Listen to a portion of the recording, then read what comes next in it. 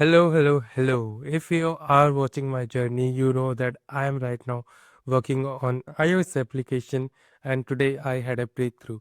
I built a production level iOS and macOS application in just 6 hours.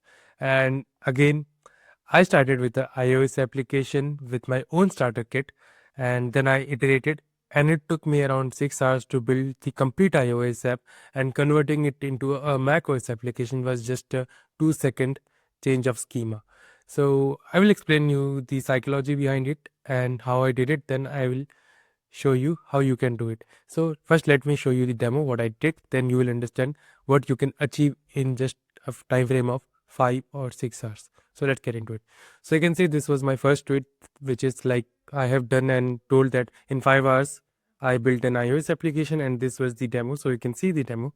Here you can see I have opened the application. It tracks the bad habit name and it has a heat map. It has calendar view where I can edit by what did it go wrong. And after that you can see it has daily streak and heat map. Now in the profile, as you know, it was taken from the starter kit. So again, nothing new in that. But yes, the weekly streak, these maps, when I press the share button, it actually copies that one. So it copies the image and you can see this was the copied image, which was actually from the share. And after just in 1 hour, I built the widget. So you can see different widget style. So you can see this is a small widget which has different bad habit name. Then you have this one, the medium streak. Then you have this weekly streak, weekly medium. Then you have combined statistics of day and week. And this is the large view. And if you don't have any habit right now, so it will show you the empty track. So these are the widget which I built again in 1 hour. And after that, I just did something amazing, and that is this one. So yeah, I converted this iOS application in macOS application just in 2 seconds. So how to do that, I will just show you the demo, don't worry about that. So if you want to see the real demo of this particular application, so here I have this one. So let me go here and let me just click this one. So it has opened the application and you can see right now I have this application here. So it is profile. You can see this one right now it is in system. So I will just do white mode so that you can see where it is. So this is actually a macOS application. So if I go here, you can see the longest streak based on the movies, and any bad habit which I want to track, I can track it. It is again linked with the Supabase database. So everything is synced with MVVM structure. So I will show you the code structure also to understand what I did. And again, everything I did with the help of AI. So this is my table. So you can see these are my tables. So I have a bad habit table, daily entries table, which is linked to each user ID, each habit ID, and again a public view for habit statistic. If I want to build public sharing data, then I can do that too. Now these are the like 3 tables which I needed for this application. Again, these 2 tables were actually from the previous one, like from the starter kit. And again, weekly goals, again I did it here, but I didn't implement anything in the weekly streak right now. And this is the update I did. And after that, for the storage also, I'm storing each images. So profile images is stored for every user. So you can see this is one of the image, which is again Supabase image. So you can see these are all the files which are stored for each of the user. So yeah, this is how I'm tracking my Supabase. And this is the iOS application which is again synced with my database. Now if I open this one, this is the application which I had one. So if I close this one and if I open Xcode, so I have Xcode open with me and I will show you the code as well. So this is my bad habit tracker and here it comes. So you can see this is the view, which is like this one.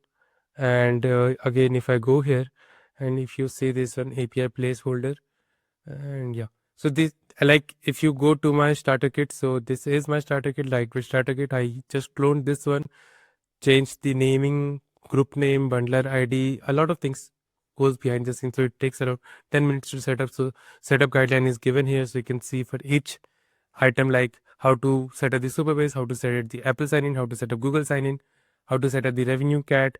Again, for this application, after implementing all the thing, I removed the revenue cat because I want to keep this free for right now. So I'm not implementing revenue cat right now, and verify all the Apple bundle ID are properly synced or not. And then I have added RLS policies for Supabase storage. So this is what I did. And after that, I initialized the starter kit repo. And you can see this is the repo and this is the MVVM model I've implemented. So you can see models, repositories, services, then view models, then views, properly architecture in proper architecture. Again, I don't know a lot of things about MVVM, but I have asked AI because it is an architectural pattern in which actually we solve. So how does MVVM work and why we need it here? So you know that I have built this particular application to work with a macOS application and iOS application, and it has a database too, right? So it has a database too, that is the Supabase database. So whatever, let me just track this one. So this is my iPhone, this is my Mac. So I have like Swift store, right? So which is actually storing the data in the local storage of this particular Mac or if of this particular iPhone. But I want to sync my data with this DB, which actually sends and syncs this with this DB. And again, if I go here, this again syncs with this particular DB. So you can see that I am syncing data with the database, and for that I cannot do it. Like I have to refresh it, I have to cache it, I have to make sure that UI updates. So there is a particular flow, and for that we need to follow something called MVVM. So if you just even ask your AI to implement MVVM, it understands MVVM, what is model view model architecture, and it will actually implement it for you. So you can ask your Claude code, like I use Claude code and Claude Sonnet 4.5 and it knows how to do it. So you can ask Sonnet 4.5 and it will implement it for you.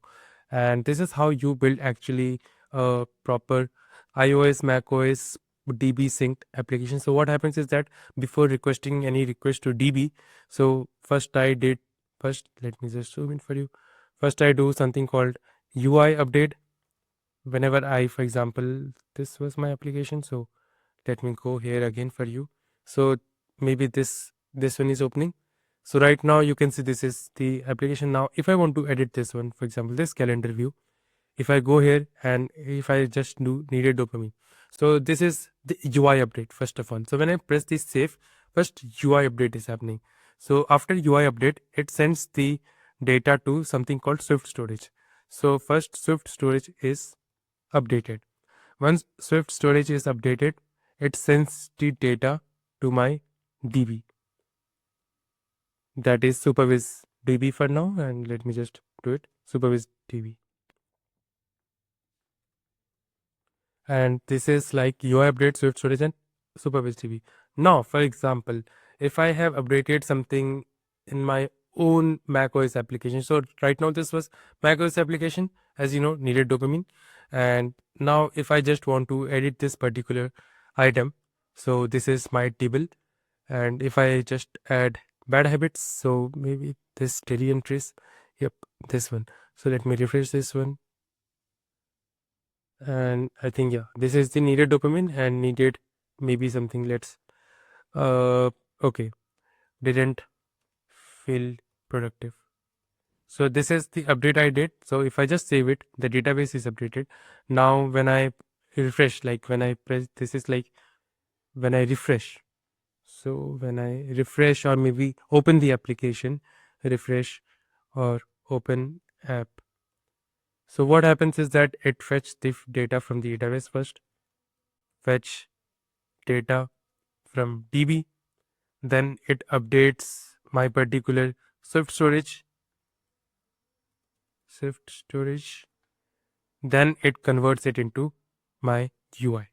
So this is how your data should flow, and this is how you create a separate concern for each of the functions, so it doesn't confuse. And whenever I update something, it properly syncs with my database and there is no conflict as well. So whatever comes first, it will update it. Now if I refresh this one, so let me just do refresh, and you can see it is updated, and that is didn't feel productive because it is synced with my Supabase database. And this is it, and this is how you actually build an iOS and macOS application. So that is the benefit. Now if I go here and Xcode how I converted this into iOS iPhone application to macOS, just here I just like press my Mac, and this is like you will get in Xcode. So right now I'm using something called designed for iOS, sorry, designed for iPad. So if I go here, and you can see that in Mac it is designed for iOS, iPad. Now if I want different Mac catalyst, I can do it. If I want Mac which uses AppKit and Swift UI to full access capabilities of macOS SDK, which I've covered in my previous video, when to use when, then you can use that. But right now if you're building something for M1 and above, then you can choose this designed for iPad. And again, this iOS application will work on iPad, will work on macOS. If you want to build it for watch, then you can build it for watch as well. So like this particular widget, which is actually available in my Apple Watch, it is available in my driver kit, it is available in my Apple TV. So if I want this particular widget, I can sync there too. So this is how you actually build everything. So this is a starter repo kit. Again, for me, when I want to build a complex application, I will use this starter repo kit. And if you want to build your own, you can build it. I have given you the psychology, how everything works, how everything you can do it. This is the like this particular lightweight starter kit is actually what you need to get started before you build a complex application. And this is how you separate the concern. And this was my psychology. Now, for example, I want to build an iOS application, or you want to build an iOS application, then it is very easy. The psychology is very simple. You clone this repo kit, or maybe if I have built like advanced repo kit for my own use case, maybe this particular repo kit which I have built for my own use case, I will copy this repo kit. And once I've copied this repo kit, I will clone it, I will make the changes and link it with my Supabase dashboard. Once I've made the changes in my Supabase dashboard, it is properly linked, it is properly authenticated, and now I can ask AI to change that particular database to something new. And because I already have the MVVM code, and it will properly sync and fetch the item for me, and I can build a lot of similar applications on this point of time. So I have already given this particular starter repo kit. Again, I have another starter repo kit which is like iOS app with widget, so you can use this particular starter repo kit as well.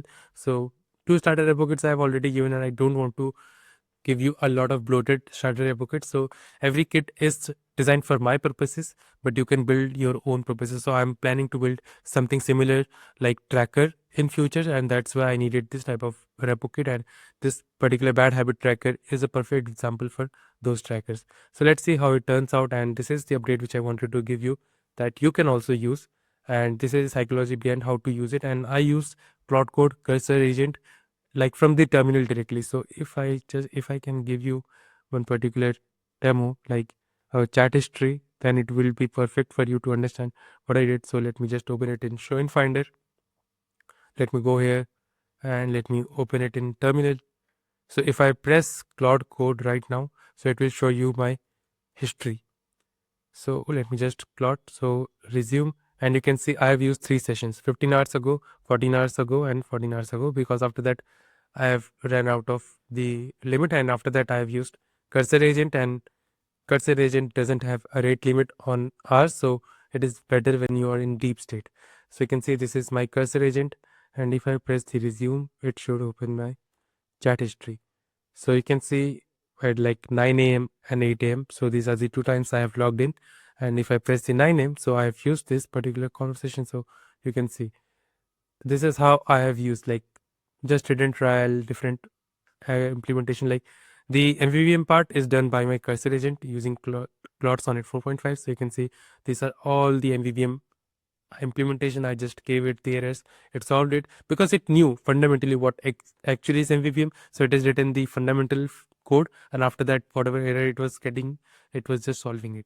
So you need to talk with the proper lingo, like what I say, a proper language with proper technical terms, and AI will understand it much better, and it understands the psychology behind it, and it will implement it. So if you can pinpoint that particular design, for example, if I want to implement padding, margin, if I just talk in that particular language, AI will understand it much better. Okay, I need to give 20 padding, I need to give 40 padding, padding is too large, padding is too small, margin is too big. So if I give this particular terms, AI will understand it.